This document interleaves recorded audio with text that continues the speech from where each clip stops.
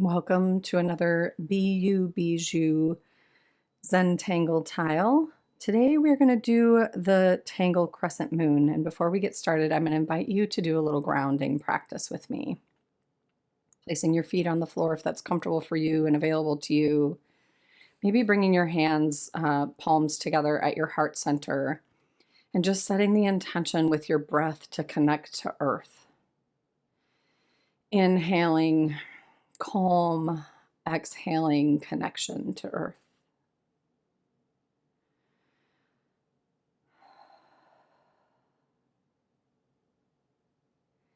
And then bringing your intention and your attention to the top of your head, to your crown space, breathing in calm and connection to source, creator, star.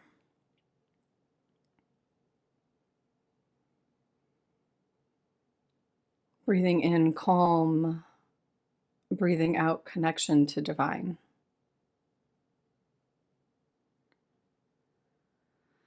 And then taking a couple extra breaths, coming into heart center for a space of compassion.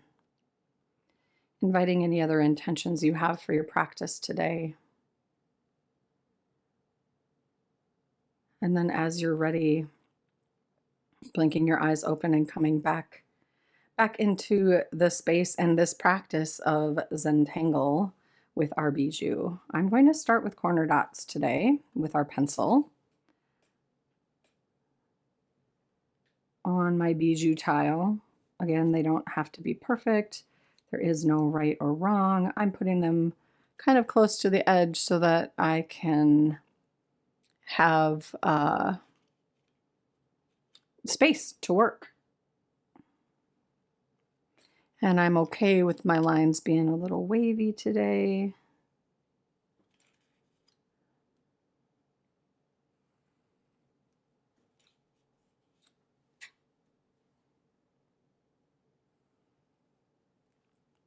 Like that. Then I will switch to my pen and we are going to start with the Tangle Crescent Moon. And I'm just going to work on these two sides to start with. We might play with it a little differently today. If you've done this tangle before, this is a common tangle to do in classes that are beginner classes, a first class perhaps. But this is one of those tangles that allows plenty of time to just pause and not have to think, because we get to draw these ladybug shapes, these half circles along the edge, leaving maybe a pen's width or a little more in between and coloring them in. So this is where you can take your time, make sure you're comfortable, loosen the grip on your pen.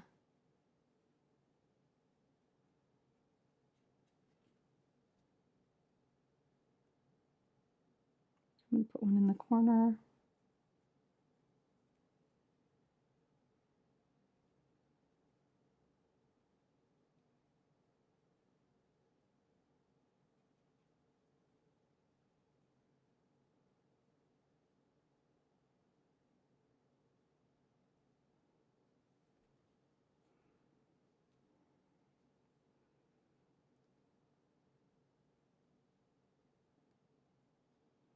And the beauty of this tangle is if you don't super love the first shape you put down, you can always make adjustments because you're coloring it in. But I also invite you to surrender to what comes down on the paper.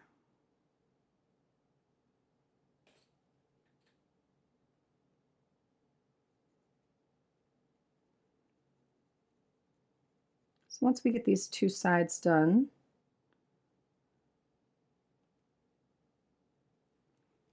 I'm going to turn my tile back the other way again, and then we're just going to aura these shapes. So just leaving a little bit of space. If you bump into another line, hang tight with me here and I will show you what that might look like. I'm going to go around the entire thing once first. And then I'm going to go back to where I started. And I'm going to aura again, but if at any point I'm going to bump into another line, so like here, I feel like I'm just going to kind of like bounce because there's not enough room to come in and back out. So I'm just gonna like, oops, there we go. Fold that line up. Bounce on this end like this. And then I'm gonna go do that. I think I'm gonna do it 2 more times. So this will end up being an entire, like I don't even have to pick up my pen other than to turn my tile to make the drawing more comfortable for my hand. So we're just auraing these crescent moon shapes we've done here.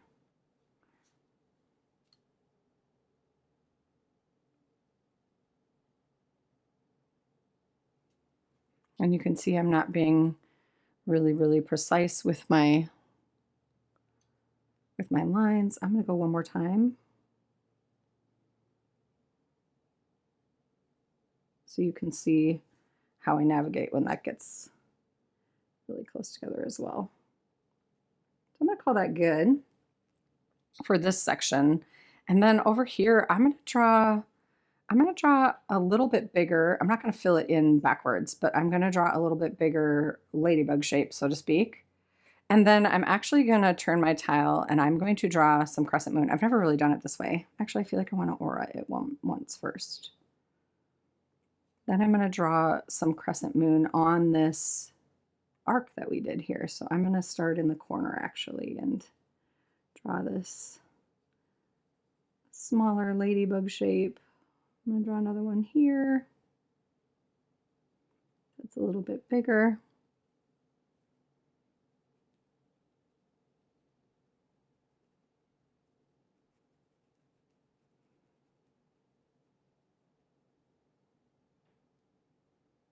I think I'm just going to have it be those two.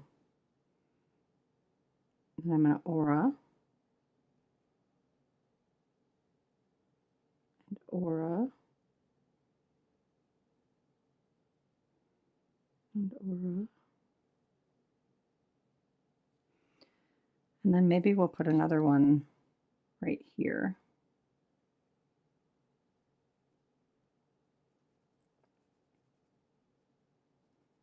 I've never really drawn this tangle this way. I'm playing in real time. You are part of that experiment. I'm going to draw an aura there. I'm going to draw another one over here too.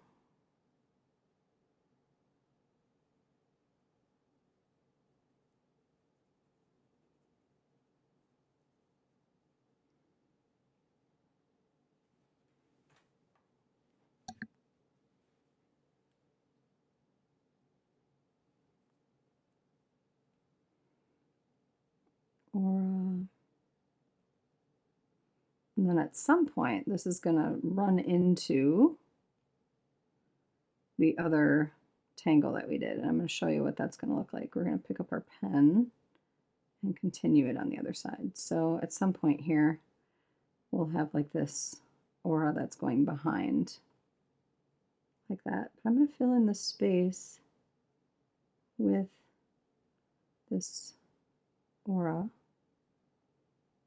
so that we have this interesting crescent moon. In this, I think I will end up maybe filling it in. I'm not really sure yet. I actually might just aura it backward.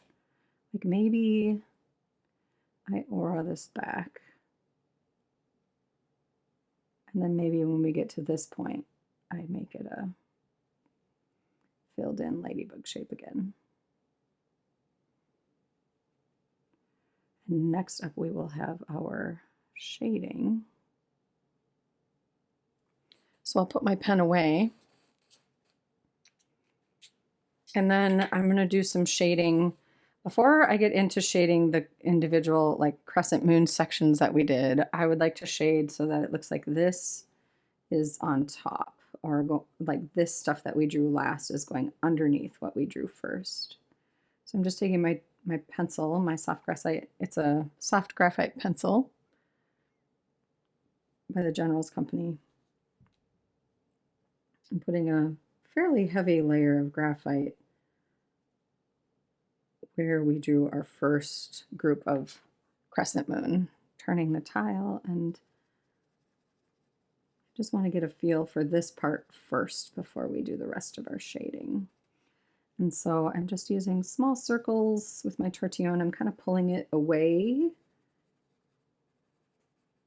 from, but I want it to stay darker where we originally drew that line. I can always come back around again with my Tortillion or with my pencil if I need to. I'm going to, now where these V shapes happen, I'm going to connect them with pencil or with this graphite.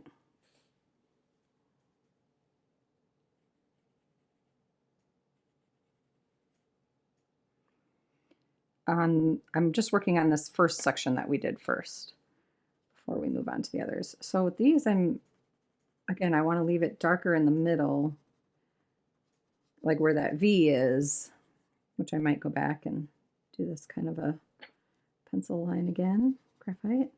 But I want to leave a highlight here in the middle, so I'm not touching that. I'm leaving that highlight there.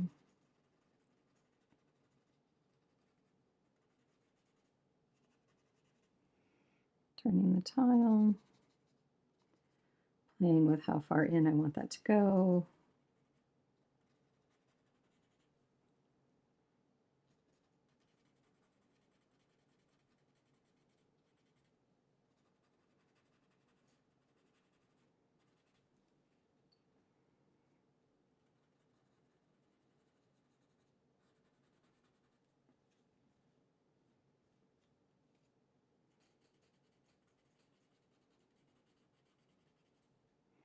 So you can see how that changes, especially if I hold it up like that. Oh, gotta get it to focus on the tile.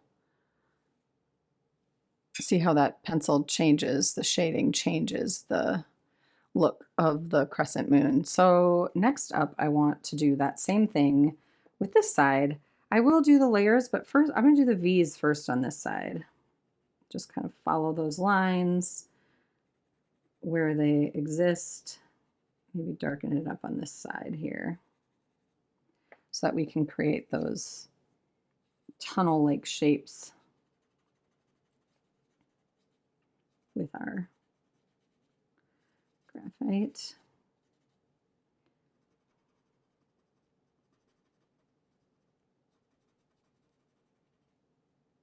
So you can see leaving these highlights.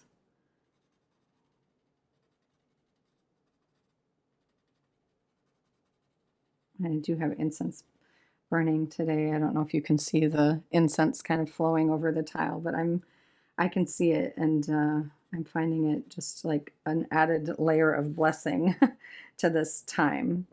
So next up is to where these connect. I don't want to go over the black that I colored in because that tends to get really shiny then. So I'm trying to honor just putting the shading where I haven't colored anything in, but allowing that to look like it's going underneath.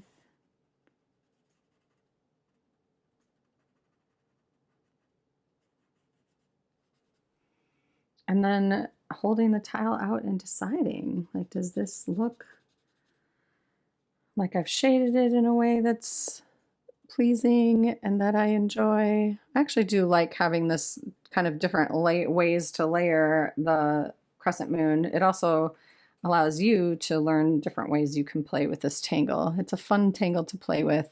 It responds well to shading, and it teaches the concept of auraing, which is why it's such a great tangle for first time classes, because it really does have a process to it and a different look when it's, you know, in process versus completed. And if you like it at any point in the progress of the tangle, you can stop at that point and not you know, you don't have to keep going with the shading. You don't have to keep going with how many times you aura and all of that. You don't have to fill the entire space.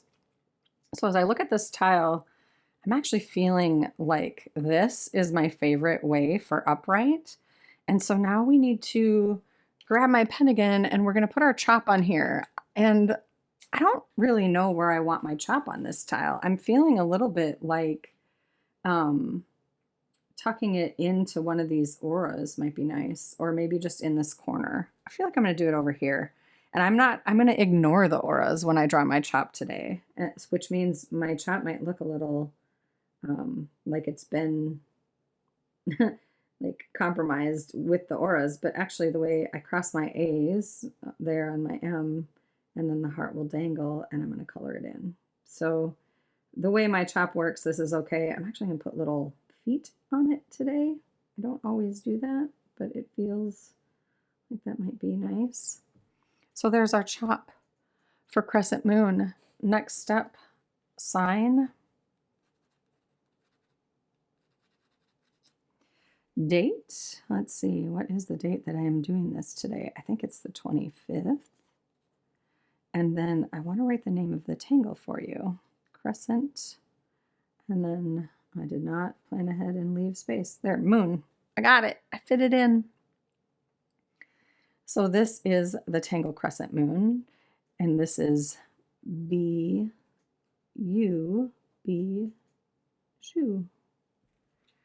Thank you for joining me today. This was a fun little bijou. Back to the basics for me. This is a tangle that I taught over and over and over again when I very first started teaching, and I still love this tangle. It's a fun one. Thanks for joining me. Bye.